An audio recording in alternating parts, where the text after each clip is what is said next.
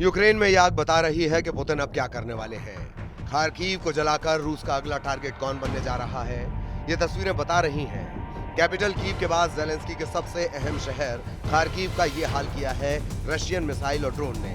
परमाणु बेस पर हमले के बाद यूक्रेन पर रहम के लिए अब पुतिन के दिल में कोई जगह नहीं। खार्किव पर 9 ड्रोन और 2 मिसाइल दागी गईं और देखिए क्या हाल हुआ। हर तरफ आग और आग बुझाने की कोशिश लगातार जारी है, लेकिन यह आग इसलिए नहीं बुझ रही क्योंकि 3.25 साल के युद्ध में शोलों की तादाद बढ़ती जा रही है। पुतिन ने 3 शहरों को टारगेट बनाया, खार्किव, सुमी और ओदेसा। एक ही रात में करीब 100 ड्रोन से अटैक किया गया। यूक्रेन का दावा है कि 36 ड्रोन गिरा दिए गए, 25 जाम कर दिए गए, लेकिन बाकी अपने टारगेट पर जाकर फटे।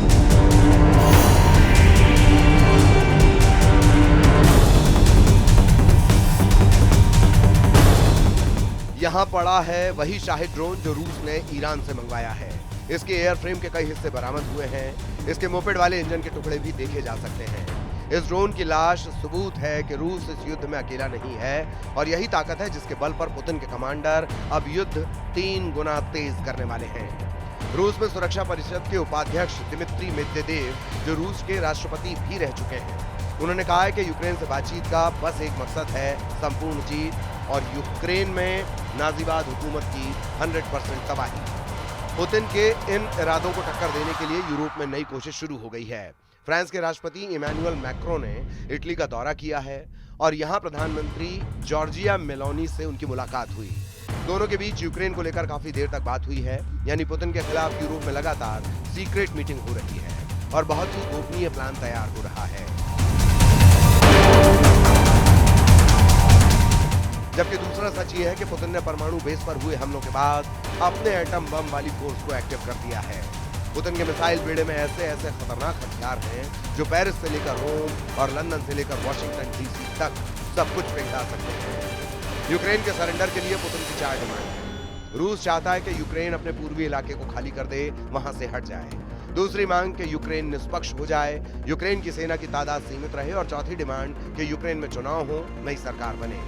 जाहिर है पुतिन यूक्रेन को मार भी रहे हैं, सहला भी रहे हैं और उसकी आंखों में आंखें डालकर ये भी कह रहे हैं कि पूरी तरह तबाह होने से अच्छा है रूस की बात मान ली जाए।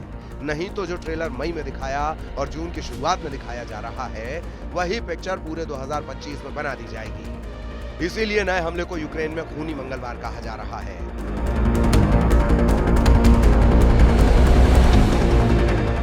जेलेंस्की के देश को लाखों जख्म देकर पुतिन बता रहे हैं कि यूक्रेन के पास सरेंडर के अलावा कोई रास्ता नहीं।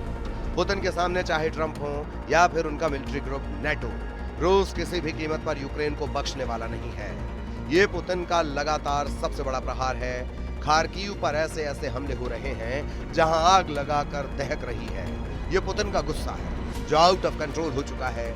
ये दावा ऐसे वक्त किया जा रहा है जब पुतिन ने यूक्रेन को पूरी तरह रौंदने का फाइनल फैसला कर लिया है, क्योंकि अब सीधा राजधानी कीव पुतिन के टारगेट पर आने वाली है। इसका इशारा पुतिन और उनके सबसे करीबी दिमित्री मेदवेदेव की नई रणनीति से पता चलता है। पुतिन के टारगेट पर हैं यूक्रेन के 2 बड़े शहर खार्किव और सुमी। यहाँ रूस बनाना चाहता है बफर जोन, लेकिन जेलेंस्की बता रहे हैं इसे पुतिन का किल जोन, जहां से कोई बचकर नहीं निकल पाएगा। रूस के बॉर्डर के पास बफर जोन बनाने का फैसला हो चुका है। दुश्मन के मोर्चे को खत्म किया जा रहा है, ये काम जारी है। पुतिन बता चुके हैं कि यूक्रेन के कई फायरिंग पॉइंट यानी कई मोर्चे पर ताबड़तोड़ हमले किए जा रहे हैं और उनको जल्द से जल्द उखाड़ फेंकने की कोशिश है। रूस ने अब तक सुमी के आसपास दर्जनों गांवों पर कब्जा कर लिया है। कई और गांवों और कस्बों का आमने सामने का युद्ध चल रहा है। पुतिन के टारगेट पर यूक्रेन के पूर्वोत्तर में ट्रिपल सिटी है। ये है खार्किव, सुमी और चर्नी। अगर इनके आसपास पुतिन बफर जोन बनाने में कामयाब होते हैं तो समझ लीजिए फिर यूक्रेन की राजधानी तक पुतिन की रेंज होगी और फिर जेलेंस्की का सबसे मजबूत किला कैसे ढह जाएगा, इसका खतरा नेटो से लेकर व्हाइट हाउस तक फैल चुका है।